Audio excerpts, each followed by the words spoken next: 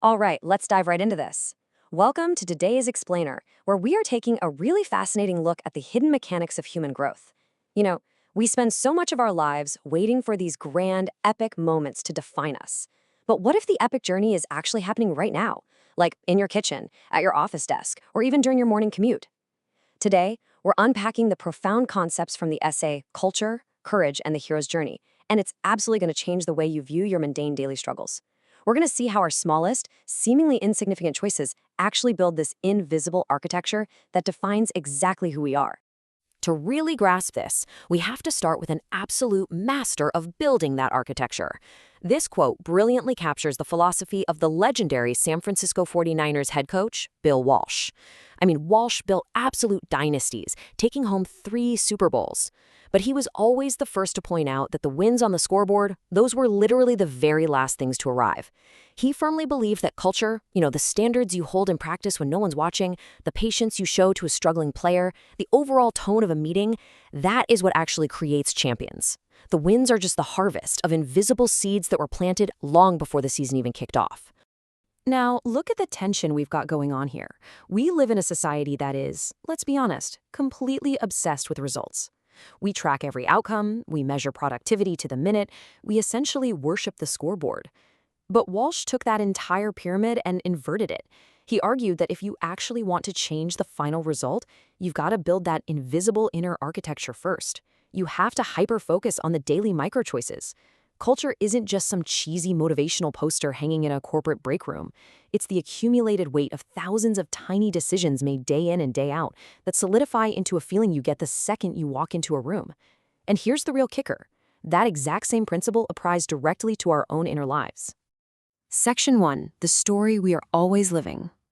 So how exactly do we go about building this inner culture? Well, let's look at the fundamental map of human experience.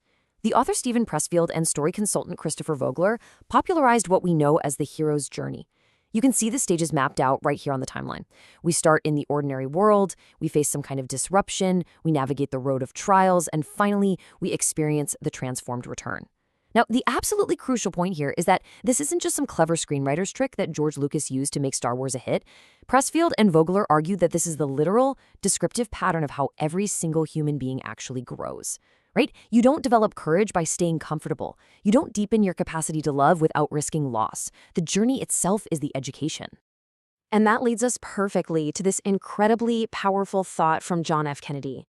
Honestly, this quote is essentially the entire hero's journey distilled down into a single, potent sentence.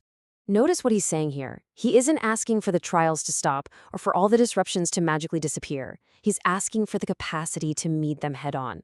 The whole goal of building our inner culture isn't to figure out some life hack to avoid the hard things.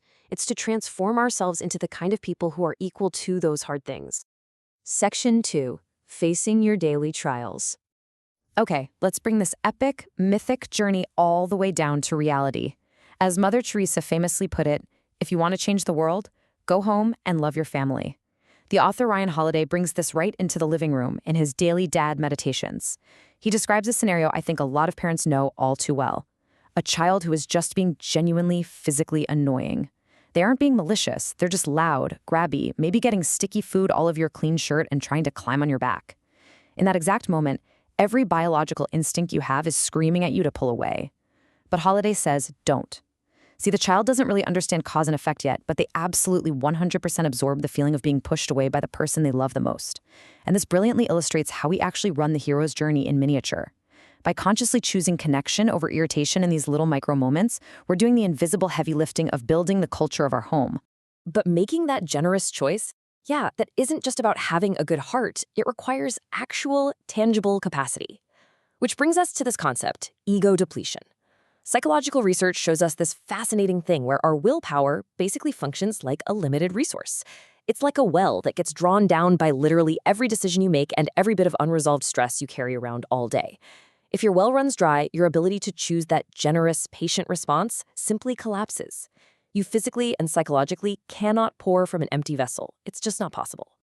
And that, right there, is exactly why these recovery methods are absolutely vital. We're talking proper sleep, nutritious food, hydration, and a good dose of self-compassion. So often we just write these things off as self-indulgence or a luxury we don't have time for. But when we view them through the lens of building our inner culture, they become something else entirely. They are literally the infrastructure of love. They are the essential fuel you require to maintain the willpower needed to face your daily trials and, frankly, to not snap at the people you care about most. Section 3. Protecting your inner energy. Now, there is a very necessary counterweight to all this radical openness we just talked about. We really need to look at this blunt warning from author Robert Greene. While Holiday advocates for being radically open with our children, Greene introduces the absolute need for radical discernment when it comes to adults.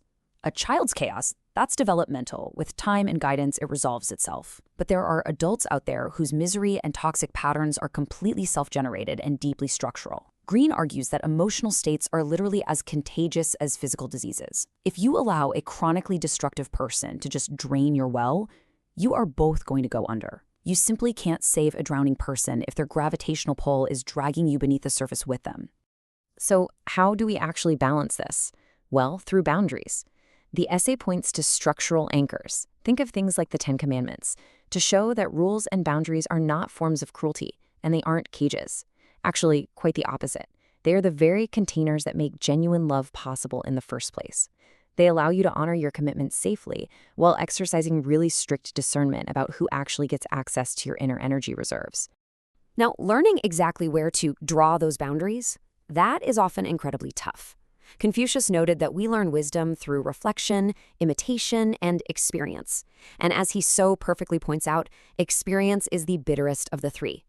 Figuring out who you can actually trust with your energy and learning who you must love from a very careful distance is usually one of those bitter experiential lessons we all have to endure on our own personal road of trials. Section 4. The Transformed Return.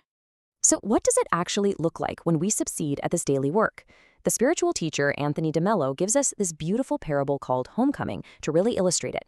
He maps out 3 stages of development. First, the carnal stage. This is where you just take the world at face value. Trees are simply trees. Then you step onto the path and enter the spiritual stage. Suddenly you're this earnest seeker, and trees become these complex, layered symbols. You're seeing hidden meaning absolutely everywhere. But then comes the final stage, the divine stage. This is where true enlightenment happens. The trees, they become trees again. You return to the ordinary world, back to your kitchen, back to the daily grind, but you return with this profound, luminous clarity. From the outside, it looks just like the beginning, but it's absolutely not naivete. It is deep, grounded presence. Eckhart Tolle connects directly to this divine stage, perfectly here. When you've actually done the inner work, when you've absorbed the chaos, navigated those tricky, toxic relationships, protected your energy well, and made it back from your trials, you find the present moment is just luminous. Gratitude isn't something you have to force or fake. It arises completely spontaneously, just because you are truly fully present. Let's tie the whole shebang together with this thematic matrix. We start on the top left with the hero's journey, stepping into the unknown and choosing to frame our daily trials as a totally necessary arc for our growth. Then we apply radical openness, actively choosing connection over the knee-jerk pain of annoyance.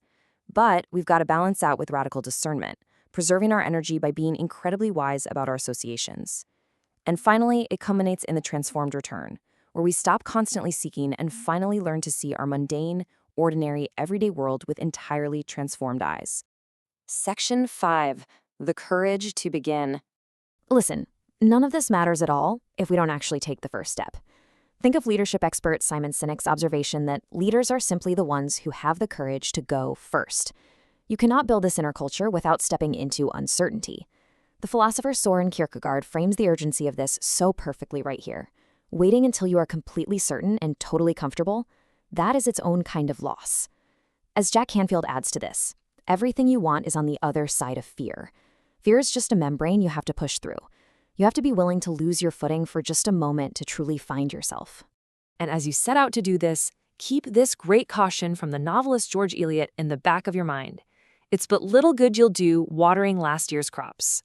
The culture you built yesterday, it doesn't give you a free pass for today. The hero's journey is not some one-and-done event you check off a list. Just like the Buddha's teaching vigilance over our thoughts, this inner architecture has to be patiently rebuilt, reclaimed, and fiercely guarded every single day, right in the quiet moments of our ordinary lives. Which leaves us right here with this final, incredibly vital question. At the end of the journey, the physical world around you is going to look exactly the same. The trees are still trees, the mountain hasn't moved an inch, but if you actually embrace the trials, protect your energy, and do the daily, invisible work to build your inner culture. Have you? I challenge you to look at your ordinary world today with transformed eyes and boldly begin your daily journey. Thank you so much for joining me on this explainer, and I will catch you on the next one.